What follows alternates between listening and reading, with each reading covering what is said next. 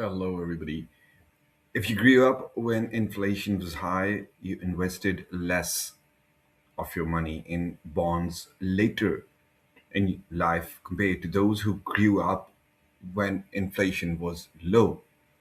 If you happen to grow up when the stock market was strong, you invested more of your money in stocks later in life compared to those who grew up when stocks were weak. The economists wrote, our findings suggest that individual investors' willingness to bear risk depends on personal history, not intelligence or education or sophistication, just the dump luck of when and where you were born. The Financial Times interviewed Bill Gross, the famed bond manager, in 2019. Gross admits that he would probably not be where he is today if he had been born a decade earlier or later. The piece said Gross's career coincided almost perfectly with the generational collapse in interest rates that gave bond prices a tailwind.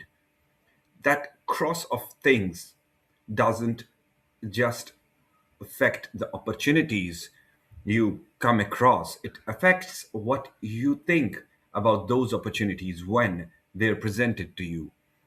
To cross bonds were wealth generation machines to his father generation who grew up with and endured higher inflation. They might be seen as wealth